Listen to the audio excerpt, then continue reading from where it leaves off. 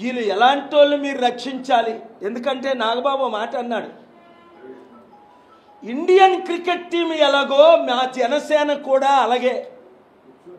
అయ్యో Indian cricket team ప్రపంచంలో number 1 అన్ని దేశాల్లో.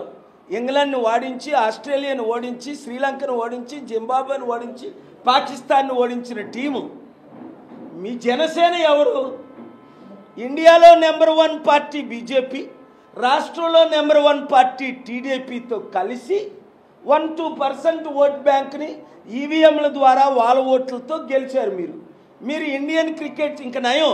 నేను బ్రహ్మ విష్ణు మహేశ్వరులు మా ముగ్గురన్నదాను అనలేదా? చిరంజీవి, నాగబాబు, పవన్ కళ్యాణ్ మేము లేదా తండ్రి కుమార పరిశుద్ధాత్మలతో సమానమని కనీసం సిగ్గేనా ఉండాలి మాట్లాడడానికి. ఇండియన్ క్రికెట్ టీంతో మీరు పోల్చుకోవచ్చా? బ్రహ్మ విష్ణు మహేశ్వరులతో మీరు పోల్చుకోవచ్చా?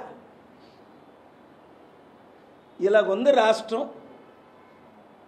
సర్వనాశనం అయిపోయింది. కాపాడడానికి ప్రయత్నిస్తున్నాం. Thank you very much. నా సామాజిక వర్గం ప్రజలే. నేను కులాలకి మతాలకి అతీతం. ఒక కాపుగా పుట్టిన అందరికీ గుండె గీసి అందరినీ ఎక్స్పోజ్ చేశాను, కానీ ఎప్పుడూ ప్యాకేజ్ స్టార్లాగా అమ్ముడుపోలేదు, గుండె గీయించుకోలేదు. మోదీ నా కాళ్ళు పట్టుకున్నాడు, కానీ ఈయనలాగా నేను మోదీ కాళ్ళు, మాయావతి కాళ్ళు అవసరమైతే ఎవడి కాళ్ళలో పట్టుకోలేదు నేను. సో ఇప్పుడా డేట్తో సహా చెప్తాను. 2010 జనవరి 25 మోదీ నా కాళ్ళు పట్టుకొని 120 రోజ్ ఫ్లవర్స్ ఇచ్చి అనేక బొకేలు ఇచ్చాడు డేట్తో సహా. అది అహ్మదాబాద్లో. ఈయన ఎప్పుడు ఎవరి కాలు పట్టుకుంటున్నాడో పవన్ కళ్యాణ్, చిరంజీవి మీరు రోజు చూస్తూనే ఉన్నారు. 2019లో మాయావతి కాళ్ళు.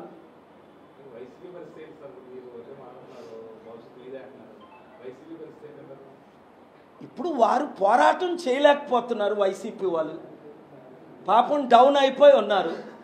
అసెంబ్లీకే వెళ్ళలేని పరిస్థితి. ధైర్యం సరిపోవట్లేదు. 1 by 1 రెడ్ బుక్లో ఉన్నోళ్ళని అరెస్ట్ చేస్తున్నారు.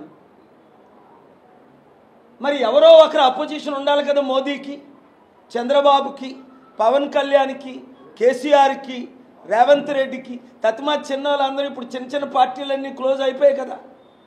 ఇప్పుడు 10 చిన్న పార్టీలు ఆవిర్భవించాయి. నేను ముందే చెప్పాను, చిరంజీవి పార్టీ క్లోజ్ అయిపోద్ది. అయిపోయిందా లేదా? శర్మిల పార్టీ క్లోజ్ అయిపోద్ది. అయిపోయిందా లేదా? ఇప్పుడు సిపిఐ, సిపిఎంలు క్లోజ్ అయిపోయాయి. అవన్న క్లోజ్ అయిపోయా లేదా? ఇంక బతుకున్నాయా? కేరళలోనే లేదు, వెస్ట్ బెంగాల్లోనే లేదు. ఫైట్ ఇస్తుంది మేము ఒక్కరమే. రోజు తిట్టేవాడు ఆర్ఎస్ ప్రవీణ్, బీఎస్పీ, కేసీఆర్ని. ఆయన పార్టీలోనే వెళ్ళి చేరిపోయాడు. ప్రొఫెసర్ కోదండరాం రోజు కాంగ్రెస్ని తిట్టేవాడు. పార్టీ క్లోజ్ చేసుకుని కాంగ్రెస్లోనే ఎమ్మెల్సీ అమ్ముడుపోయాడు. మీరు చెప్పండి ఏమైనా పేర్లు ఉంటే.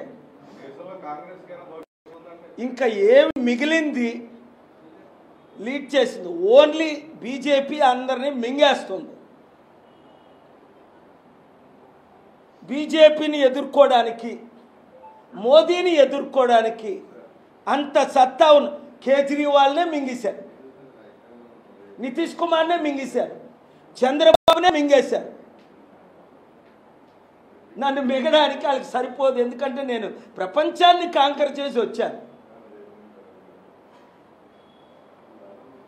బడుగు బలహీన వర్గాల జాతికి సంబంధించిన ఒక హిందూగా పుట్టి, బీసీగా, కాపుగా ప్రపంచంలో ఏ విధంగా అభివృద్ధి చేశానో దేశాన్ని అభివృద్ధి చేసే సత్తా నాకుంది. ఇప్పుడు చంద్రబాబు నాయుడు గారు పిలిచినా, రేవంత్ రెడ్డి పిలిచినా, నరేంద్ర మోదీ గారు పిలిచినా, మోదీ గవర్నమెంట్కి 75 బిలియన్లు ఇప్పించాం. వైట్ మనీ రాష్ట్రానికి ఇప్పిస్తా. గవర్నమెంట్ పిలిస్తేనే కదా మనం ఫండ్స్ తేగలం. గవర్నమెంట్ సంతకాలు పెడితేనే కదా ఎంఓయూలు అవుతాయి. నేను పెట్టడానికి నాకు లేదు కదా. నేను చీఫ్ మినిస్టర్ని కాదు, ప్రైమ్ మినిస్టర్ని కాదు. అందుకే రాష్ట్రం బాగుపడాలంటే మీరందరూ మరలా వచ్చే ఎలక్షన్ల తర్వాతనే చూస్తారు. ప్రజాశాంతి పార్టీ వస్తేనే అప్పులు తీరుతాయి, అభివృద్ధి. ఇప్పుడు ఉన్న వాళ్ళందరూ ఇప్పుడు చంద్రబాబు నాయుడు గారు వచ్చి 10 నెలలు అవల 1,50,000 కోట్ల అప్పు, ఉన్న అప్పు పెరిగింది, లేని అప్పులన్నీ తీసుకొస్తున్నారు, వడ్డీ పెరుగుతుంది, నష్టం సర్వనాశనం అయిపోయింది. కళ్ళతో కనబడుతున్నాయి. నేను మాట్లాడిని మీరు ఏ క్వశ్చన్ వేసుకున్నా నా దగ్గర జవాబు ఉంది. వాళ్ళైనా క్వశ్చన్ వేయచ్చు, మీరైనా క్వశ్చన్ వేయచ్చు.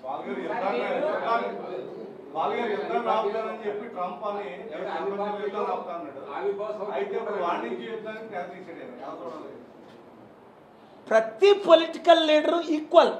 ఎలక్షన్ ముందు ఒకటి వాగ్దానం చేస్తారు, ఎలక్షన్ల తర్వాత అవన్నీ మర్చిపోతారు, వాళ్ళ ఓన్ అజెండాతో వాళ్ళు వెళ్తారు. అదే మెసేజ్. అది ట్రంప్ అవ్వచ్చు అమెరికాలో, ఇక్కడ మోదీ అవ్వచ్చు, కాంగ్రెస్ అవ్వచ్చు, ఇప్పుడున్న చంద్రబాబు నాయుడు గారు అవ్వచ్చు, పవన్ కళ్యాణ్ అవ్వచ్చు, జగన్ అవ్వచ్చు, కేసీఆర్ అవ్వచ్చు, రేవంత్ రెడ్డి అవ్వచ్చు. వీళ్ళందరినీ ఒక కేడర్లోనే చూడాలి. మార్పు వస్తేనే ప్రజలు ఒక్కొక్కరు 7569441275 ఈ శనివారం నియోజకవర్గ ఇన్ఛార్జీలుగా కొత్తగా ఉంటానన్న వారిని కోకోగా అమీర్పేట్ హైదరాబాద్ 11 to 1 నేను కలుస్తున్నాను. అలాగే ఆంధ్రప్రదేశ్లో గ్రూపులు పెట్టారు, కమిటీలో చేరారు. చేరని వారిని కూడా మేము చేర్పించమని అడుగుతున్నాం మీ నియోజకవర్గం పెట్టి. ఇప్పుడు చాలా అనకాపల్లి బెల్లం నుంచి అమెరికన్ ఎకానమీ వరకు ఎక్స్పర్ట్ గా ఏ విషయాన్ని అనంతరంగా చెప్పగలరు, కానీ మీరు ఏ విషయాన్ని ఎవరు సీరియస్ గా ఎందుకు తీసుకోరు? సీరియస్గా తీసుకోబట్టే కౌంటర్ వేయట్లేదు. ఇప్పుడు ప్రత్యేక హోదా గురించి నేను ఏపీ స్టేట్లో కౌంటర్ వేశాను, నేను ఫైల్ చేశాను హోదా ఇమ్మని. చంద్రబాబు నాయుడు గారిని పార్టీ పెట్టాను, జగన్మోహన్ రెడ్డి గారిని. వాళ్ళు కౌంటర్ వేయలేదు. ఎందుకు? ప్రత్యేక హోదా అడిగితే మోదీ నుంచి మొట్లు పడతాయి అని పిచ్చి పిచ్చి అసలు వేస్తున్నావా పవన్ కళ్యాణ్, జగన్? కౌంటర్ వేయాలంటే వాళ్ళు ప్రత్యేక హోదా కావాలనైనా కౌంటర్ వేయాలి, వద్దనైనా కౌంటర్ వేయాలి.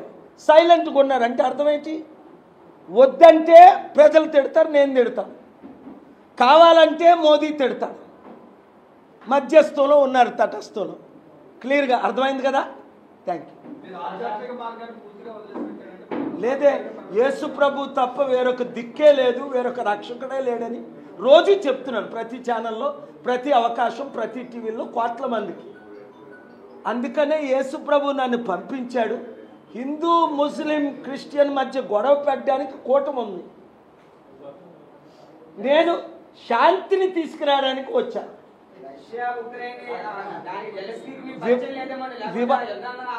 వివాదంలో లడ్డు బిల్లు ఎందుకు సుప్రీంకోర్టు వరకు వెళ్ళాను? అక్కడ ఒక తిరుపతి అన్నది దేవస్థానం హిందువులకు, అది హిందువులే నడిపించుకోవాలి, రాజకీయ నాయకులు నడిపించకూడదని పిల్లేసిన ఏకైక వ్యక్తిని ఏపీ హైకోర్టులో, సుప్రీంకోర్టులో. మరి హిందువులందరి తరపున ఫైట్ ఇచ్చినట్టు కాదా? రాజకీయ నాయకులు ఎందుకు నడపాలి తిరుపతిని? 1000 కోట్లు ఆదాయం, లక్షల, సంవత్సరానికి 1000 కోట్ల ఆదాయం, 4 లక్షల కోట్లు ఆస్తి. ఒక ప్రత్యేక స్టేట్ చేయండి, టెరిటరీ చేయండి, లేదా ప్రత్యేక కమిటీ వేసి హిందూ ప్రీస్టులకి, మహమ్మదీలు మాస్కులు ఎలా నడుపుతున్నారో, క్రిస్టియన్ పాస్టర్స్, బిషప్స్, చర్చెస్ ఎలా నడుపుతున్నారో, తిరుపతి టెంపుల్ను కూడా హిందూ ప్రీస్టులు నడుపుకోవాలి అని హిందూస్ అందరూ, దేశంలో ఉన్న హిందూస్ అందరూ దాన్ని అప్రిషియేట్ చేశారు. Equality, article 40, fundamental rights.